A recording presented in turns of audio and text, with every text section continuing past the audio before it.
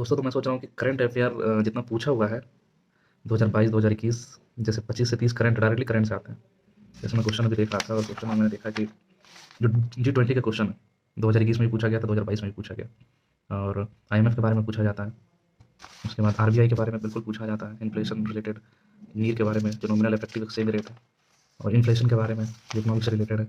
बहुत सारी क्वेश्चन में देखा था कि डायरेक्ट करंट अफेयर से, और वो बिल्कुल एक ट्रेंड में चला आ रहा है कि नहीं 2020 में पूछा है तो 2021 में भी कुछ उसके रेलिवेंट्स पूछे गए, 2022 में भी कुछ रेलिवेंट्स पूछे गए। तो मैं सोच रहा हूँ कि वो डाल दूँ, जितने भी करंट के क्वेश्चन हैं पहले वो डाल दूँ, अगर वो आपको अच्छा लगे तो पॉलिटी का जितने भी पार्ट पार्ट करके पॉलिटी वगैरह सारा कुछ मैं डाल दूँगा उसमें।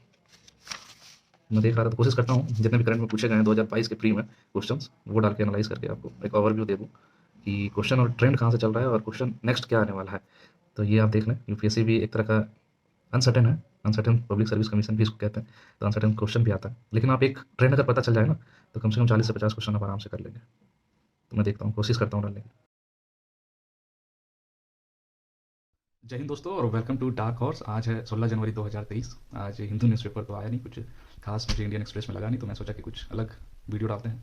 तो यूपीएससी का जितने भी पूछा हुआ क्वेश्चन है करंट से रिलेटेड 2022 में, मैंने एक एक करके सोच रहा हूँ कि कवर करूँ। तो जो पहला क्वेश्चन था, आपको क्वेश्चन दिख जाएगा, और IMF से रिलेटेड था, रैपिड फाइनेंसिंग इंस्ट्रूमेंट। ये क्वेश्चन पूछा गया था, कौन सा rapid financing instrument and rapid credit facility are related to the provision of lending by which one of the following. 4 option थे, तो उसमें आपको सेलेक्ट करना था। तो ऐसा क्वेश्चन यूपीएससी पूछता रहता है। मुझे तो याद है कि सबसे पहला क्वेश्चन जो यूपीएससी पूछा था वर्ल्ड बैंक के बारे में कि ईज ऑफ डूइंग बिजनेस कौन प्रिपेयर करता है। तो उस टाइम से मुझे लग रहा है कि क्वेश्चन अभी भी पूछा जा रहा है, IMF का मेंबर्स, ADB से रिलेटेड, G20 से रिलेटेड। तो मैं कोशिश करता हूँ दोस्तों कंप्लीट करने की और आपका डाउट क्लियर कराने का। तो रैपिड फाइनेंसिंग इंस्ट्रूमेंट वो IMF का पार्ट है। सबसे पहले IMF के बारे में जानते हैं। International monetary fund, the full form of IMF, international monetary fund. ये फॉर्म किया गया था 1944 को, सबको पता होगा। ब्रिटेन वुड्स कॉन्फ्रेंस हुआ था, उसी में वर्ल्ड बैंक भी फॉर्म हुआ था, तो बहुत सारा उसमें फॉर्मेशन हुआ था 1944 को। और इसमें मेंबर कंट्रीज 190 है, और Andorra that is join in the last 2020 year. तो एंडोरा सबसे last country, 190th member Andorra है। इसका हेडक्वार्टर वाशिंगटन DC में। और इसका ऑब्जेक्टिव आप देख लें, अगर ऑब्जेक्टिव को आप देख लें तो क्वेश्चन आपसे डील हो सकता था, आप रिस्क खेल सकते थे इस क्वेश्चन में।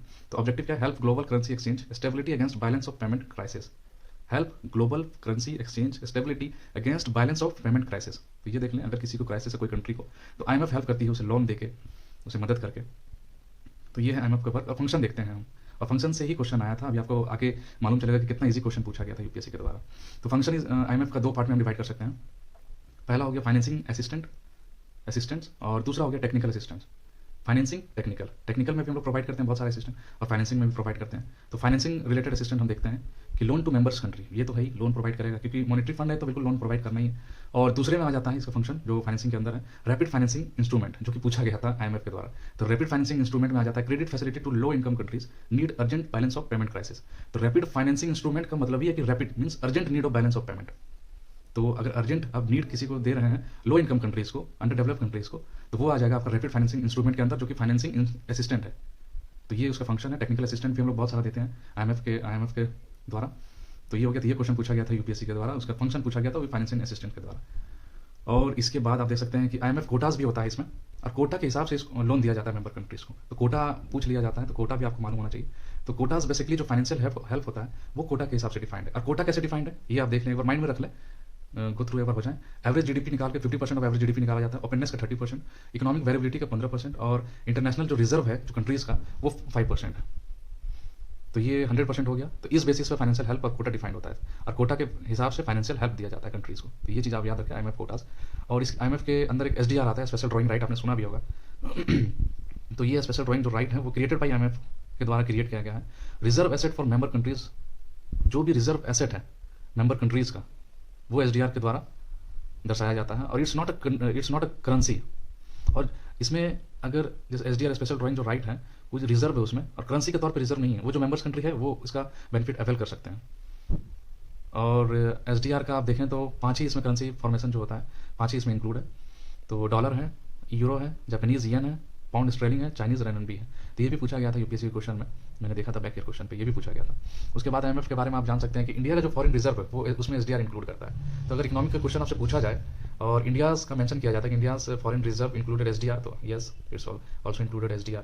और IMF के द्वारा जो रिपोर्ट जारी किया जाता है, 3 रिपोर्ट मुझे लगा कि बड़े इंपॉर्टेंट रिपोर्ट है, तो वो आप याद रख सकते हैं। एक तो जो क्वेश्चन पूछा गया था उसी से रिलेटेड है, जैसे जो क्वेश्चन रैपिड फाइनेंसिंग इंस्ट्रूमेंट पूछा गया था 2022 के प्री का पहला क्वेश्चन है, सेट ए का, तो report global financing stability report जारी करता है। तो ग्लोबल फाइनेंसिंग इंस्ट्रूमेंट भी जरूर, ये अगर आप दिमाग लगाएं तो बिल्कुल ग्लोबल फाइनेंसिंग इंस्ट्रूमेंट जरूर प्रोवाइड करता होगा। कौन करता है? आईएमएफ करता है। तो ये रिपोर्ट जारी करता है global financing stability, world economic outlook report और फिस्कल मॉनिटर रिपोर्ट। तो फिस्कल मॉनिटर रिपोर्ट अभी तक पूछा नहीं गया है, वर्ल्ड इकोनॉमिक आउटलुक रिपोर्ट पूछा गया है, ग्लोबल फाइनेंसिंग रिपोर्ट पूछा गया है। तो फिस्कल मॉनिटर रिपोर्ट आप याद रखेंगे दोस्तों कि आईएमएफ ही जारी करता है। ये रहा ऑल अबाउट आईएमएफ, और होप कि आपको ये समझ में आया होगा। और क्वेश्चन इसी से आएगा, आप इसको रिवाइज कर लें, देख लें। दूसरा जो यूपीएससी का क्वेश्चन था सेट ए का, जो इकोनॉमिक्स से रिलेटेड है, इसको करंट से भी आप रिलेट कर सकते हैं। दूसरा क्वेश्चन था नीर और रीर के बारे में, that is nominal exchange sorry nominal effective exchange rate और रियल इफेक्टिव एक्सचेंज रेट। तो ये डायरेक्टली क्वेश्चन पूछा गया था कि with reference to the Indian economy consider the following statement. 3 statement दिया गया था नीर और रीर के बारे में। अभी मैं आपको वीडियो में समझाता हूँ, उसके बाद आप क्वेश्चन देखना, या मैं क्वेश्चन भी डाल दूंगा फोटो के साथ, तो आप वो देखना कितना ईजी क्वेश्चन पूछा था, बिल्कुल सिंपल सा है। तो सबसे पहले जानेंगे NEER, that is nominal effective exchange rate, और REER that is real effective exchange rate. तो नॉमिनल इफेक्टिव एक्सचेंज रेट जो है, तो average of export and import taken as a indicator. हम लोग जितना एक्सपोर्ट करते हैं और इंपोर्ट करते हैं, उसको एक एवरेज बना के इंडिकेट करने वाले को नीर कहते हैं। आप ऐसे याद रख सकते हैं, क्योंकि अगर एक्सपोर्ट करते हैं, आप देख सकते हैं कि एक्सपोर्ट हम सबसे ज़्यादा करते हैं यूएसए में, यूएई में और चाइना में तीसरे नंबर पे, और इंपोर्ट करते हैं चाइना से ज़्यादा, यूएसए से, उसके बाद यूएई से।